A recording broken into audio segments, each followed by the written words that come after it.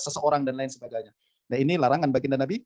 Lalu Nabi menjelaskan fa innallaha khalaqa Adam ala suratihi, sesungguhnya Allah menciptakan Adam dalam rupanya.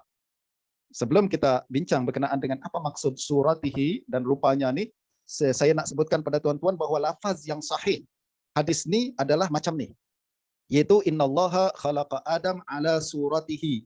Allah menciptakan Adam atas rupanya. Rupanya nih boleh jadi rupa Allah, ya kan? Boleh jadi rupa Adam. Dia dhamir nih tak jelas untuk menunjukkan sama ada Allah ataupun Adam. Ya.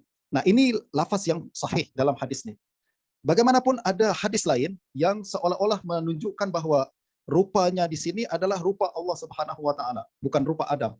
Yaitu sebuah hadis riwayat daripada Ibnu Abi Asim dalam kitab Sunnah dan lain-lain, banyak lagi meriwayatkan hadis ini daripada Yusuf bin Musa qala hadatsana Jarir anil A'mash an Habib ibn Abi Thabit an Atha an Ibnu Umar radhiyallahu anhuma annahu qala Rasulullah sallallahu alaihi wasallam la tuqabbihul wujuh fa inna ibna Adam khuliqa ala suratir Rahman. Kata Nabi, jangan kita hodohkan wajah orang lain dan katakan hodoh, semoga Allah memburukkan wajahmu, wajah dan lain sebagainya. Tak boleh. Kita tak boleh menghina wajah.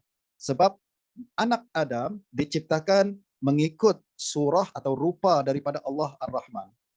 Jadi hadis ini menunjukkan bahwa surah itu bukan surah Adam, tapi surah Ar-Rahman. Maknanya Adam diciptakan mengikut image ataupun rupa Allah Subhanahu wa taala.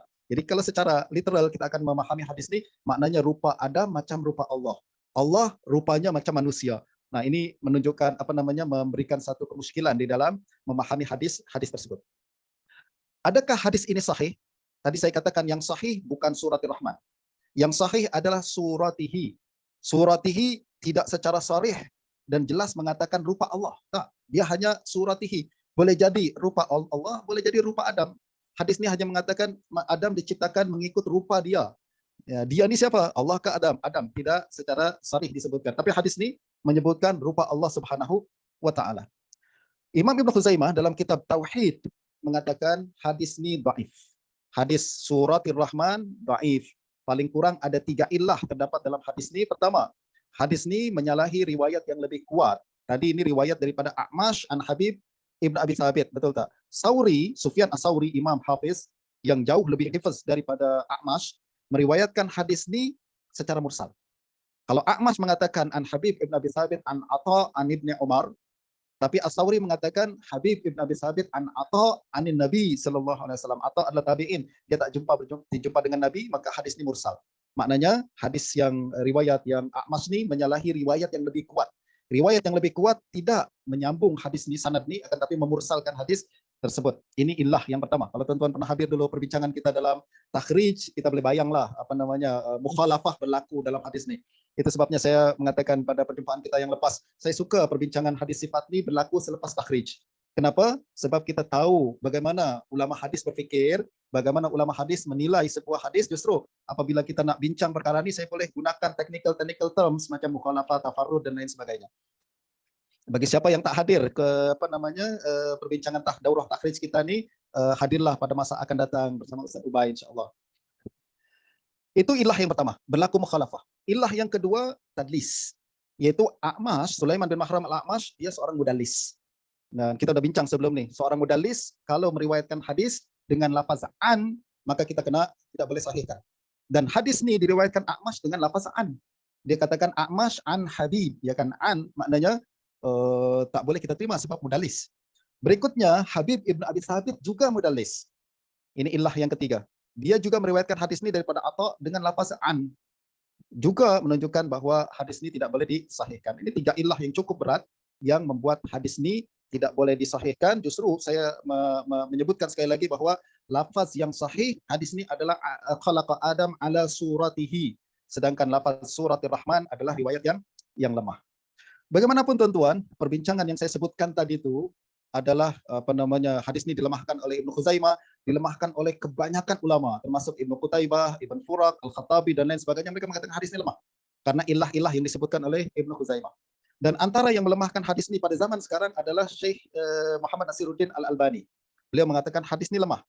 Sama analisis dia dengan yang disebutkan oleh ulama yang telah kita bincangkan tadi. Bagaimanapun beberapa ulama salafiyah yang lain mereka mengatakan bahwa pandangan Albani itu silap. Sepatutnya hadis ini disahihkan. Hadis ini sahih dan ada beberapa ulama yang menulis buku khas untuk mensahihkan hadis ini. Saya perlihatkan di sini ada 3 orang. Pertama, Syekh Hamad Al-Ansari dalam buku dia Ta'rif Ahlil Iman bi Sihhati Hadis Inna Adam Khuliqa ala Suratir Rahman. Buku yang kedua oleh Syekh Abdullah Duwaish. Beliau menulis kitab Difa' Ahli Sunnah wal Iman an Hadis Khalqi Adam ala Suratir Rahman. Beliau katakan hadis ini sahih. Orang yang melemahkan itu tak boleh diterima. Sebab buku ini ditulis untuk rad kepada Albani sebenarnya. Lalu buku yang ketiga, Aqidah Ahlil Iman fi Khalqi Adam ala Suratir Rahman, ditulis oleh Syekh Hamud At-Tuwaijiri. Juga sama, untuk rad kepada Syekh Albani. Tiga buku ini dan beberapa buku yang lain yang ditulis oleh ulama Salafiyah pada hari ini, poinnya satu, mereka mensahihkan hadis yang menyebutkan Suratir Rahman.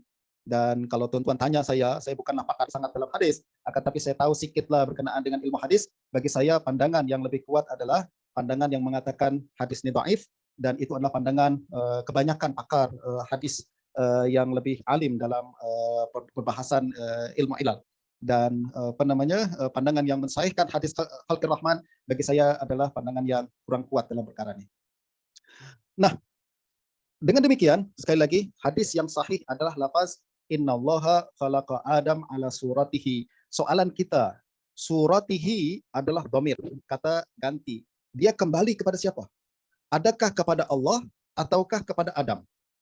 Allah menciptakan Adam dalam rupanya, rupa Allah ke rupa Adam. Menurut Hanabilah dan ramai al-hadis yang lain, mereka mengatakan suratihi kembali kepada Allah. Ini adalah pandangan yang saya sebutkan dalam buku saya, antara lain Abu Bakar Al-Ajuri, seorang ulama hadis di Makkah. Kemudian juga beberapa ulama yang lain, mereka mengatakan suratihi maksudnya surah Allah Subhanahu wa taala. Maknanya Adam diciptakan mengikut sama bentuknya, rupanya dengan rupa Allah Subhanahu wa taala. Bagaimanapun mereka mengatakan kita katakan hadis ini didiamkan saja.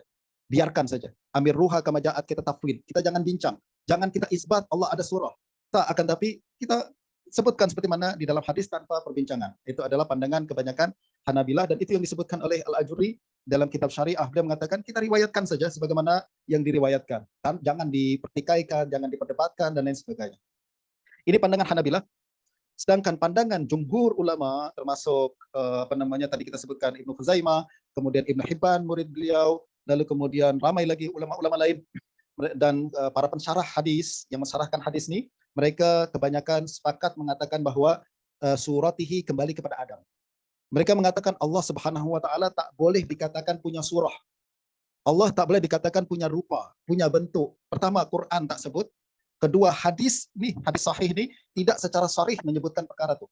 Yang ada adalah suratihi. Suratihi ini maksudnya Adam, bukan surah Allah Subhanahu wa taala. Ini pandangan jumhur.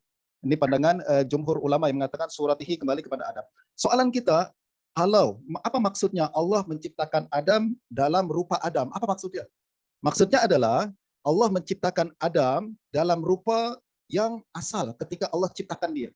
Nabi Adam nih, dia tidak diciptakan macam manusia yang lain atau makhluk yang lain. Kita sekarang diciptakan dengan bermula dengan air mani, kemudian beralih kepada darah, kemudian beralih kepada daging, tulang, baby dulu, lalu kanak-kanak, lalu remaja, lalu besar, lalu dewasa. Betul tak? Adam tak macam tu. Allah menciptakan Adam direct macam seorang pemuda dewasa berusia 33 tahun. Dalam rupa macam tu Allah ciptakan dia. Justru Allah mengatakan Allah menciptakan Adam dalam rupa Adam macam tu. Tidak melalui proses peralihan rupa dari dari bentuk lain kepada bentuk yang lain. Sekaligus hadis ini menunjukkan bahwa manusia tidak berevolusi. Pada hari ini orang bincang tentang teori evolusi kan. Manusia berasal daripada makhluk bersel satu, lalu berkembang, lalu berubah menjadi monyet misalkan, lalu kemudian naik kepada manusia, lalu jadi manusia sempurna. Hadis ini menunjukkan manusia diciptakan asalnya adalah dalam rupa Adam.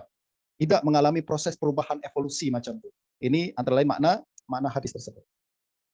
Nah, antara ulama yang sangat keras dalam perkara ini adalah Imam Ibnu Khuzaimah. Beliau mengatakan bahwa kalangan yang menetapkan suratihi ini adalah surah Allah, maksudnya suratihi ini adalah surah atau rupa Allah Subhanahu wa taala, bagi beliau adalah kalangan yang jahil.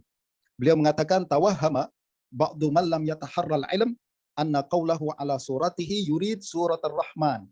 azza rabbuna wa jalla an yakuna hadza ma'nal khabar. Beliau katakan Allah maha tinggi, tak boleh kita tafsirkan dengan macam itu. Kenapa? Sebab rupa, teman-teman, menunjukkan bahwa dia diciptakan. Kalau manusia ada rupa, maknanya ada orang yang buat dia. Ya, kita ada muka, ada mata, ada hidung, dan lain sebagainya. Ada orang, ada pihak lain yang menciptakan dia dalam rupa itu. Sedangkan Allah Subhanahu wa taala tidak diciptakan, bahkan dia yang menciptakan. Justru tak boleh kita tetapkan surah bagi Allah Subhanahu wa taala mengikut kesepakatan para pakar ulama yang pakar dalam bidang akidah nih. Imam Ibnu Khuzaimah di bagian akhir